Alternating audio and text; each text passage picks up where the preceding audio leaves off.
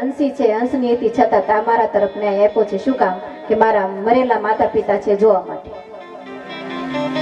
હવે બતાવો મારા મરેલા માતા પિતા ક્યાં છે? એટલે કાગડો તો કા કા કા કા કરતો ક્યાં લઈ ગયો? ચાલ મારી પાછળ પાછળ ચાલ, હું જ્યાં જાઉં ને ત્યાં સુરા ચાલ. આગળ કાગડો ને પાછળ પેલા જજ સાહેબ. ક્યાં ગયા? એક ઉકડો હતો ને ઉકડો ત્યાં,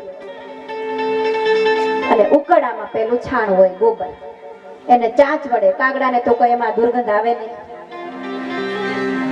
ચાંચ વડે એ ગોબર છે એને વીખ્યું એટલે એમાંથી શું નીકળે? કીડા. બે કીડાને જુદા પાડ્યા ચાંચ વડે, અને પછી કહ્યું કે જજ સાહેબ, જો આ છે ને આ કીડો છે ને, આ કીડો એ તારો બાપ, અને આ બીજો કીડો છે ને કીડીના સ્વરૂપમાં એ તારી માં. પેલો તો દુખી થયો જજ સાહેબ, અરે મારા માતા પિતાની આ દશા, એક છાણમાં સબળતા કીડા થયા. ત્યારે કાગડો શું કહે છે કે જજ સાહેબ, જે ન્યાયના આસન ઉપર બેસીને જે ખોટો ન્યાય આપે ને, જે ન્યાયના આસન ઉપર બેસી અને ખોટો ન્યાય આપે ને, એના મા બાપ કીડા જ થાય, કીડા. એ બીજું ના થઈ શકે.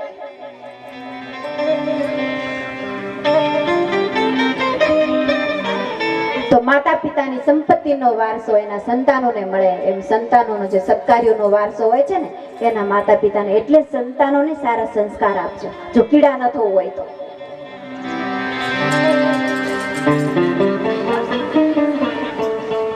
પેલા ખૂબ લાડકૂડ લડાવી.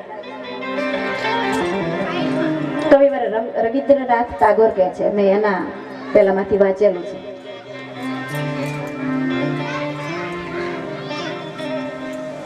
કથા સાંભળતા સાંભળતા ધર્મરાજ થોડા એના ચહેરા ઉપર થોડું નિસ્તેજ. નારદજી કહે છે કે ધર્મરાજ શું છે? લમણે હાથ લઈને બેસી ગયા ધર્મરાજ. શું કઈ ચિંતામાં? ત્યારે કહે છે કે ગુરુદેવ, મને એ વિચાર આવે છે કે 5 વર્ષનો પ્રહલાદ, એને બચાવવા માટે સાક્ષાત શ્રીહરિ આવ્યા એક નરસિંહ રૂપે. એના માતા પિતાનો, એના પિતાનો પણ ઉદ્ધાર થયો, અને મને 2 પાંચડા લાગ્યા. હું 55 નો થયો, અને છતાં મને ભગવાનની ઝાંખી પણ ન થઈ.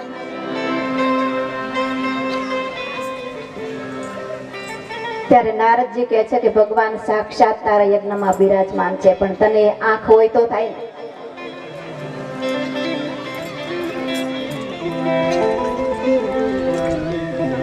ચામડાની આંખો વડે એને ન જોઈ શકાય.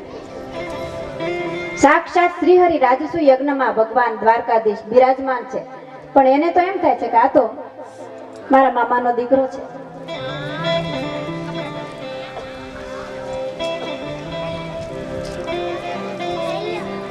આપણે સંતવાણીમાં આવે છે,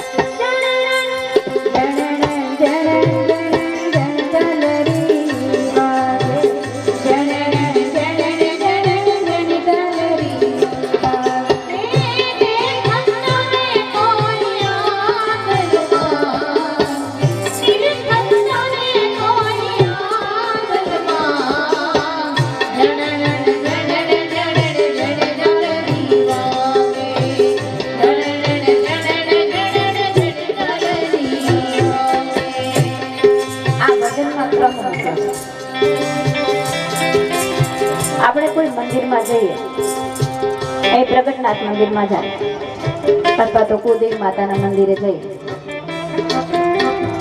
રામજી મંદિરે જઈએ, કૃષ્ણ મંદિરે જઈએ આપણને ખબર ન હોય, ક્યારેક અજાણી જગ્યાએ જઈએ તો ખબર ન હોય કે કયું મંદિર છે, પણ મૂર્તિને જોયા પછી થાય કે કોઈ માતાજીનું મંદિર છે, રામજીનું મંદિર છે, કે ભગવાન કૃષ્ણનું મંદિર છે, ભગવાન સ્વામિનારાયણનું મંદિર છે, હનુમાનજીનું મંદિર છે. એના આભૂષણો, એના બધા વસ્ત્ર પરિધાનો ઉપરથી આપણને ખબર પડે અને આપણે નિરખીએ. નિરખ્યા પછી આપણે શું કરીએ? ક્ષણવાર માટે કઈ વાંધો નહીં, ભલે ક્ષણવાર માટે આપણે ઊભા રહીએ અને પછી આપણે એને નિરખી લીધી ને પછી શું થાય? આંખો મીચી જાય. આંખો મીચીને એ મૂર્તિને આપણે હૃદયમાં બિરાજમાન કરીએ. આપણે એને પારખી લીધી અને એ મૂર્તિ પછી સામે મંદિરમાં નહીં પણ આપણા હૃદયમાં બેસી ગઈ હોય એવો આપણને ભાસ થાય. આપણે એને પારખી લીધા છે.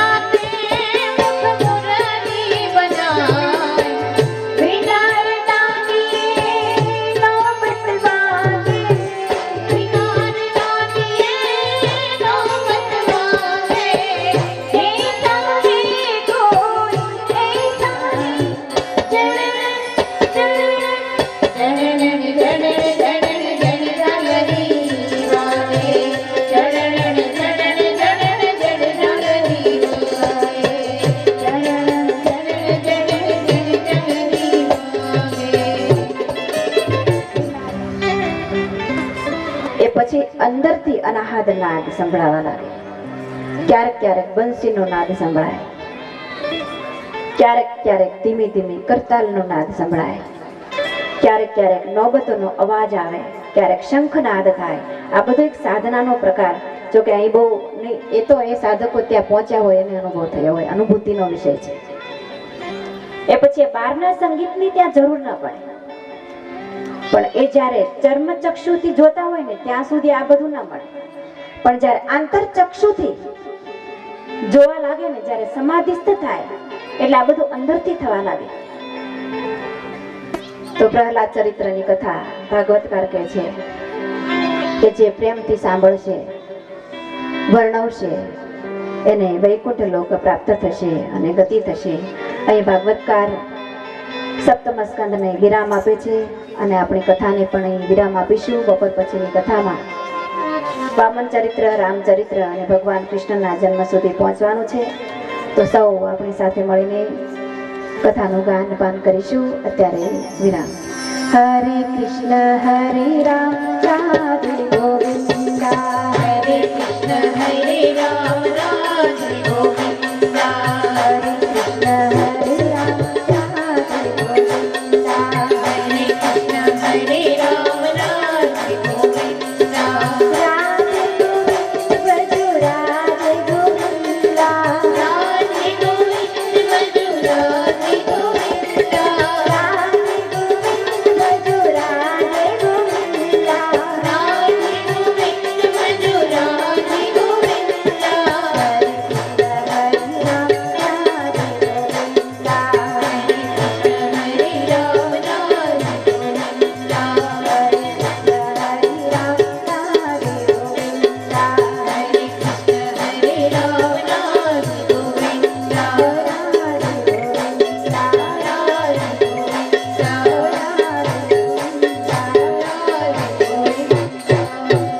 બોલીએ નરસિંહ નારાયણ ભગવાન કી જય, દ્વારિકાધીશ કી જય, રામ મહારાજ કી જય, સદગુરુ દેવ કી જય, ગોપાલગીરી બાપુની જય.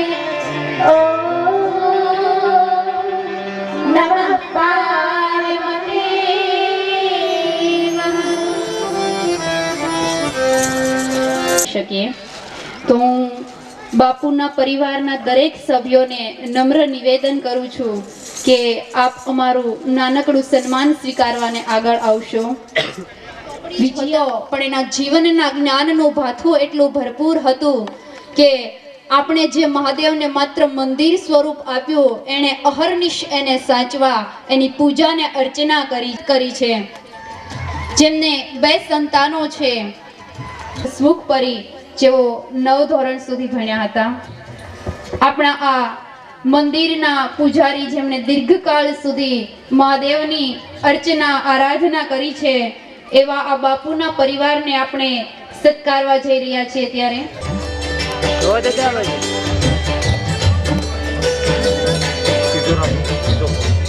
બાપુના પરિવારના સભ્યોનું સન્માન થઈ રહ્યું છે.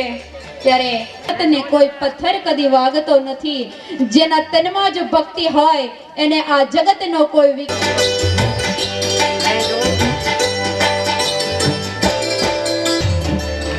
બાપુએ તો 30 વર્ષ અમારી આ માંગણીને લાગણીને માન આપીને આવ્યા અને બારણે અમારા તોરણ થઈ ગયા.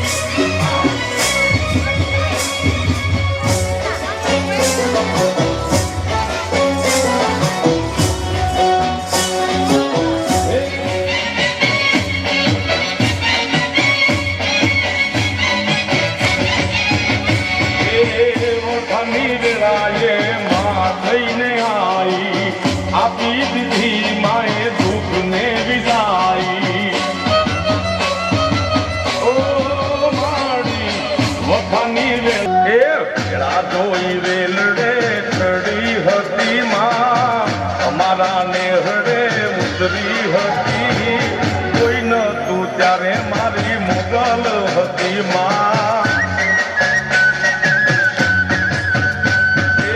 ન્યાય મારી કોઈ હગી નથી, અમાણી દુબળી દશા હતી. કોઈ ન તું ત્યારે મારી મોગલ હતી, એ મારું કોઈ ન તું ત્યારે મારી મોગલ હતી માં.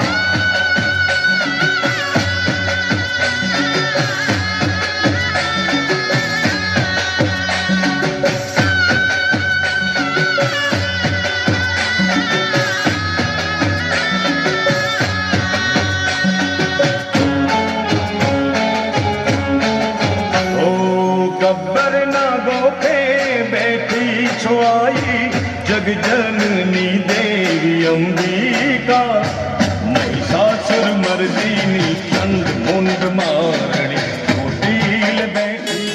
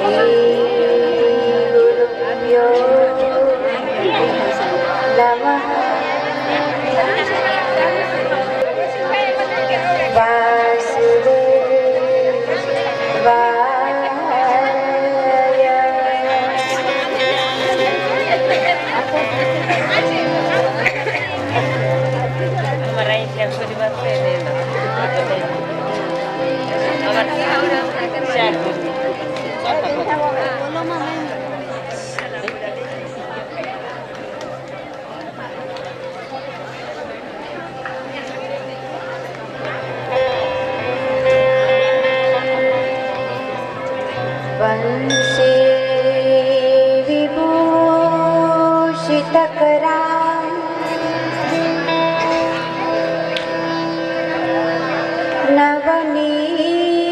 नवनीर्दाभा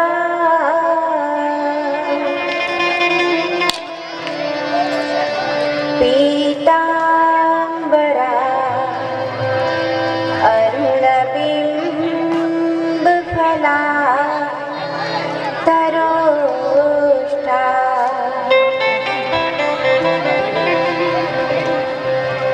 पूर्णेन्दु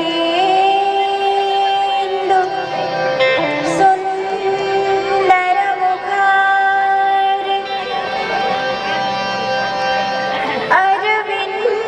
अरविन्दनेत्रा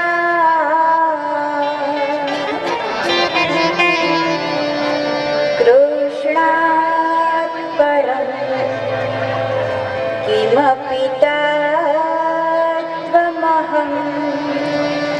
न जाने।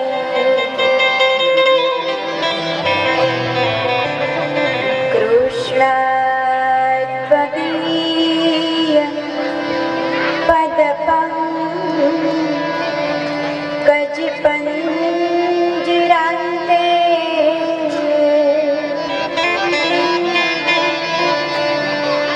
अद्यैव मे विशतु मां नसिराजहंस।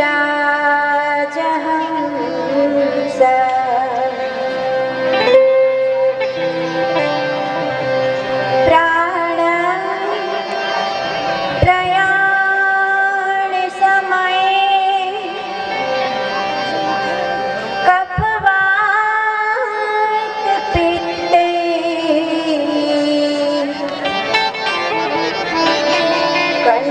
कंठावरो धनविधौ स्मरणं कुतस्ते। कंठावरो धनविधौ स्मरणं कुतस्ते। वक्रतुण्डे महाकाय सूर्यकोटि समप्रभ निर्विघ्नं कुरु मे देव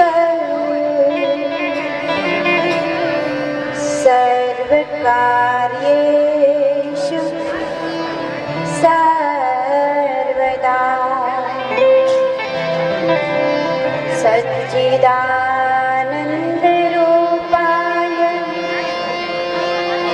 विश्वोत्पत्त्यादिहेतवे तापत्रय विनाशाय